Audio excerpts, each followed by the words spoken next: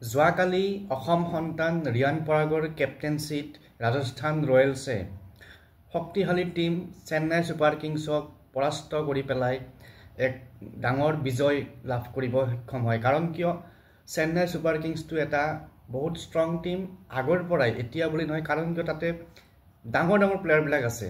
প্ৰথমতেতো আমি নাম ল'ব লাগিব MS ধোনীৰ, এফালে ৰবীন্দ্ৰ জাদেজা, আৰু বৰ্তমান সময়ত এজন ডাঙৰ বেটছমেন ৰচিন ৰবীন্দ্ৰ। তো এনেকুৱা ধৰণৰ খেলুৱৈবিলাক থকা এটা টিমক ৰাজস্থান ৰয়েলছে এটা য়ং টিম, তাতে নতুন captain Riyan Parag, part time captain হ'লেও নিউ কেপ্টেইন, তো তেনেকৈ পৰাস্ত কৰাব পৰাটো তাতে আমাৰ নিজৰ মাটিত গুৱাহাটীত পৰাস্ত কৰাব পৰাটো সেইটো আমাৰ কাৰণে গৌৰৱৰ কথা আৰু ৰিয়ান পৰাগৰ কাৰণে গৌৰৱৰ কথা।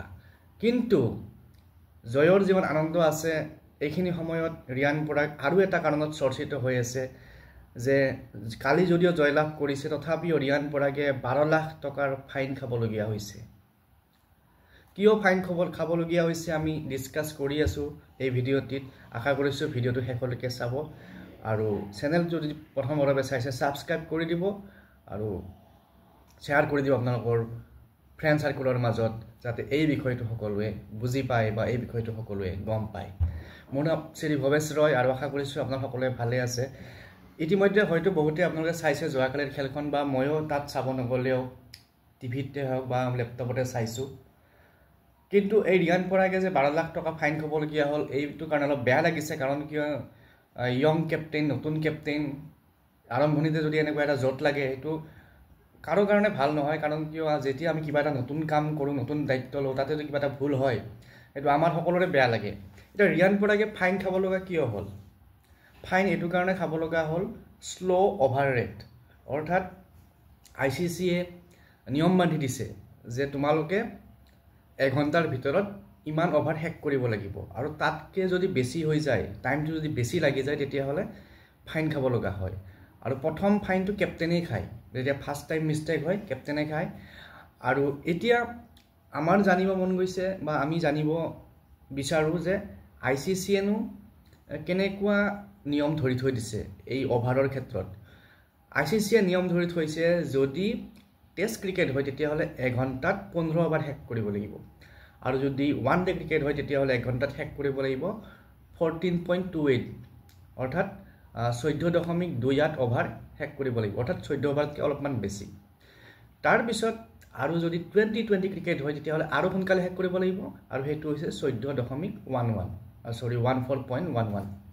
গতিকে মুঠতে আমি যদি ধৰি লওঁ 14 অভাৰ শেষ কৰিব লাগে এঘণ্টাত, তেতিয়াহ'লে সেই 14 অভাৰতকৈ যদি কম শেষ হয় এঘণ্টাৰ ভিতৰত, তেতিয়াহ'লে সেই টিমটোৱে ফাইন খাবলগীয়া হয় শ্ল' অভাৰ ৰেটৰ কাৰণে।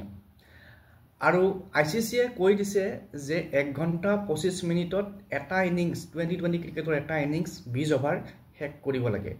গতিকে যদি তাতকৈ টাইম বেছি হয় তেতিয়াহ'লে ফাইন খাব লগা হয়। আৰু ফাইনটো যদি প্ৰথমবাৰ ফাইন হয় বা প্ৰথমবাৰ এইটো মিষ্টেক হয় যে যিটো টাইমত ICCৰ মতে শেষ কৰিব লাগে সেই টাইমটোত শেষ নহয়, প্ৰথমবাৰ ফাইন খাব কেপ্টেইনে। যেনেকৈ যোৱাকালি ৰিয়ান পৰাগে ফাইন খালে 12 লাখ টকা শ্ল' অভাৰ ৰেটৰ কাৰণে। নেক্সট টাইম যদি প্ৰথমবাৰ ভুল হয় 12 লাখ টকা, যদি ইয়াৰ পিছত ভুল হয়, ছেকেণ্ড টাইম যেতিয়া ভুল হ'ব, ছেকেণ্ড টাইম ভুল হ'লে খাব লাগিব ফাইন 22 লাখ টকা। ছেকেণ্ড টাইম ভুল হ'লে খাব লাগিব 24 লাখ টকা অকল কেপ্টেইনে খাব লাগিব, আৰু 6 লাখ টকাকৈ খাব লাগিব বাকী 10জন প্লেয়াৰে। গতিকে এই শ্ল' অভাৰ ৰেটটোৰ কাৰণে মানে গোটেই টিমটোৱে কেতিয়াবা ফাইন খাবলগীয়া হয়। আৰু যদি থাৰ্ড টাইম ভুল কৰে, ধৰক এতিয়া IPLত যিটো কম্পিটিশ্যন চলি আছে, ইয়াতে থাৰ্ড টাইম যদি ভুল কৰে তেতিয়াহ'লে কেপ্টেইনে 30 লাখ টকা জৰিমনা ভৰিব লাগিব, আৰু এখন মেটছৰ পৰা তেওঁক বেন কৰা হ'ব। আৰু বাকী যিকেইটা প্লেয়াৰ আছে, বাকী 10টা যে প্লেয়াৰ আছে, তেওঁলোকে 12 লাখ টকাকৈ ফাইন খাব লাগিব। আৰু এই যিটো শ্ল' অভাৰৰ কাৰণে ফাইন খোৱা কথাটো নতুন কথা নহয়, আমি দেখিছোঁ ইণ্টাৰনেশ্যনেল ক্ৰিকেটতো এইটো ঘটনা হৈ থাকে। ৰিচেণ্টলি যোৱা শনিবাৰৰ যিখন খেলা আছিল মুম্বাই ইণ্ডিয়ানছ আৰু গুজৰাট টাইটানছত, তাতেও হাৰ্দিক পাণ্ডিয়াই এই 12 লাখ টকা ফাইন খাইছে শ্ল' অভাৰ ৰেটৰ কাৰণে।